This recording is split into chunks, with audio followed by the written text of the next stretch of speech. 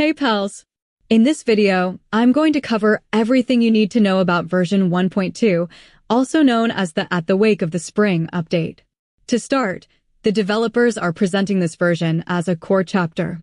The stakes seem to be getting higher because the main antagonist, Nefrit, and her crew are back to bring some serious drama into our lives. This update introduces two major new ruling zones. The first is Marker Stone, which I think includes that huge dungeon area with the pillars we saw outside the city.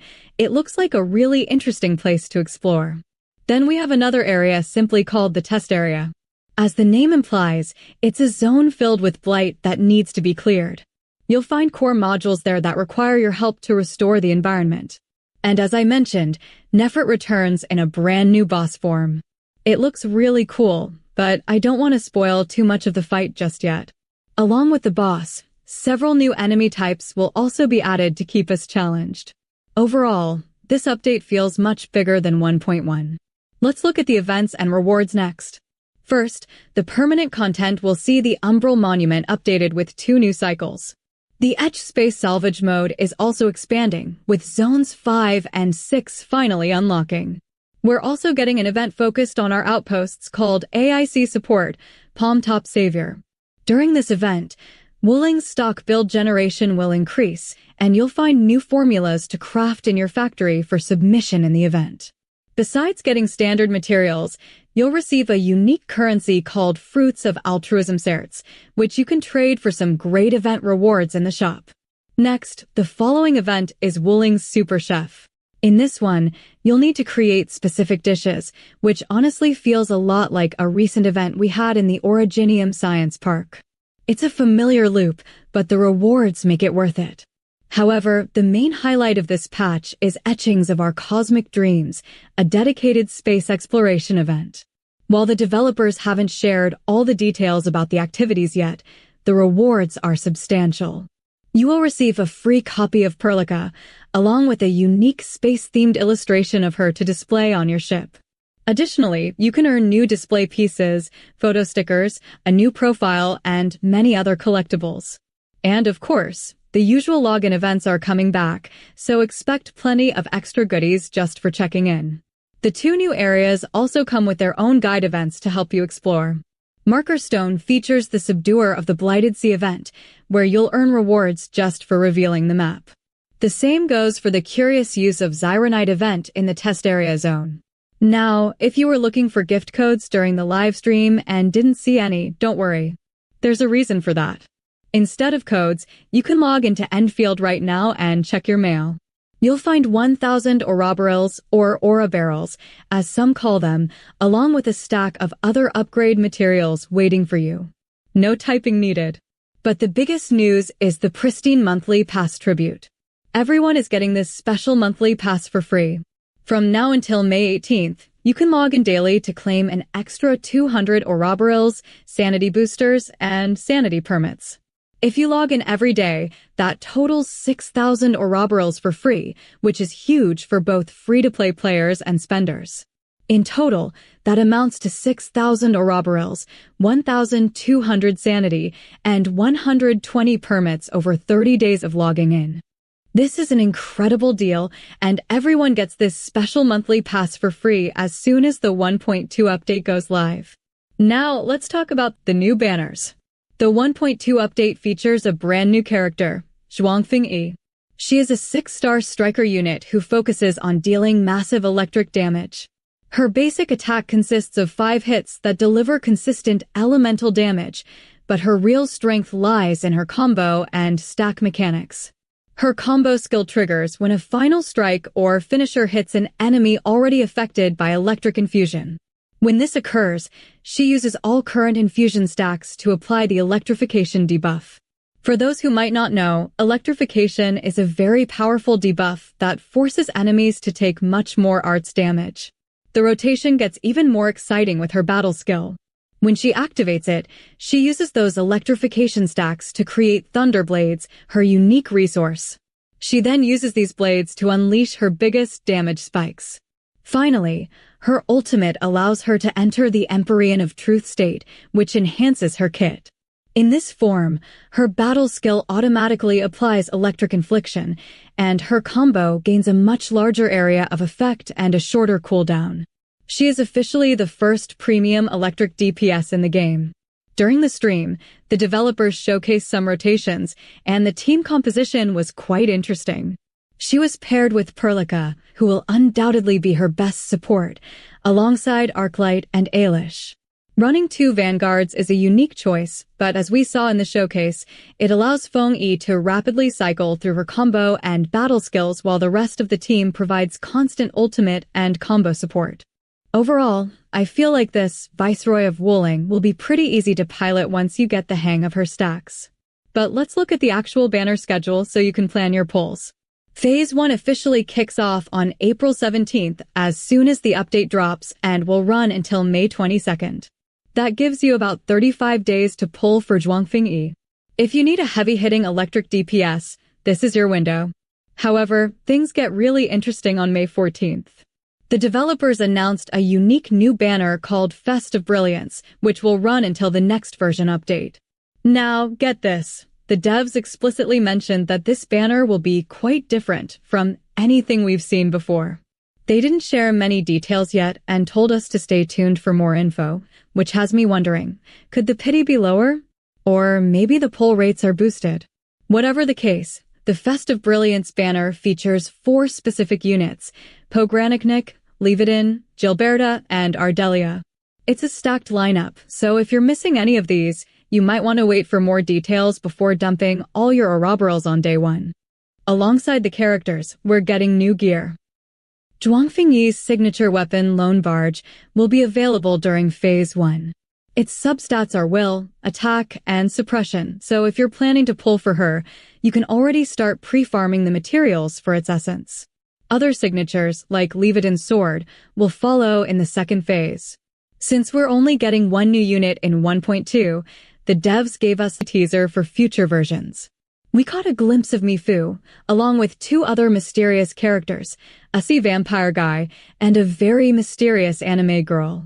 The hype for future patches is definitely real. Alright, let's talk factory management, because this is huge. There is so much new stuff being added that I'm convinced we'll need to reorganize and rebuild our entire bases, at least in the Wuling region. First up, a brand new factory area is unlocking in the Marker Stone Zone. This introduces precipitation acid, which you'll need to pump using the new acid-resistant pump Mark II. Once you purify this acid, you'll get new materials like Hedonite and Hedonite components, which are essential for crafting new gear. Sets like Bone Crusher, Frontiers, and Swordmancer are getting updated pieces that require these new materials. We're also getting 2 brand new sets, Qingbo and Chiraflow. To make your base more efficient, the acid can be directed into a new expanded crucible structure. It handles more liquid flow than the regular version, which is a massive space saver. You'll also be able to produce heavy chironite from the Forge of the Sky. The devs mentioned it's more durable and can be sold to outposts for profit. If you combine heavy chironite with acid, you get heavy liquid chironite, which is far more efficient at clearing blight. To keep up with all this production, the limit for Forge of the Sky is being raised to 8 and eventually 12. And for everyone who struggled with plumbing, the new conduit manifold finally lets you connect multiple pipes to those underground water sources. Lastly, there are a couple of new defensive turrets to help you shred any enemies that wander too close to your setup. Moving over to the map zones, the new test area introduces a facility called the Purification Node, which is used to remove sewage from the area. I'm not entirely sure yet if this provides stock builds or if it's purely for exploration progress, but it's definitely an interesting mechanic. For the players who love personalizing their world, they're also adding ornamentals. These are decorative items you can get from story missions and the redistribution shop to customize your map zones. We also have some huge quality of life changes to look forward to. First is the Operator Progression Booster, a permanent event that offers easy missions for massive level-up materials. The best part? It's retroactive, so if you've already done the work, you just claim the loot. In addition, they're also tackling click fatigue via some fantastic new features which have made the daily grind feel much more enjoyable. For starters, you can now get everything at once from the Nexus with just one click, which saves a ton of time. The convenience doesn't stop there. When recycling stations reach level 4, you will no longer need to travel to each recycling station to collect your materials, as you can now collect them directly from the map. In addition to streamlining the gear system by adding a shortcut button in the unit menu to take you directly to crafting, we can now craft gear in batches, which is a game changer.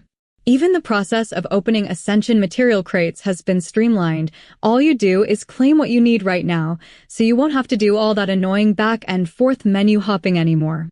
Another update I noticed, and it's a bit of a mystery, seems to allow you to auto-complete basic unit and combat tutorials with just one click. It'll be a huge time saver if we don't have to sit through the basics every single time. What's much clearer, though, is the new UI for Ultimates. Units with duration-based bursts will now have a visible progress bar above their health, which is a massive help for tracking your rotations. Speaking of rotations, for all the speedrunners out there, boss stages will finally display active timers, so you can really sweat those one-shot records with way less friction. Back on the factory side of things, liquid conduits will now show their connected routes directly on the map, and the best part is that moving them won't break the connection anymore. They're also making blueprint sharing easier by including names in the descriptions, and the overall mobile experience is getting another round of optimizations. In terms of resources, they're being incredibly generous with sanity and permits. There's an upcoming event where you can claim 160 sanity and 8 permits daily just for logging in and spending your energy, which makes the daily domain grind much faster.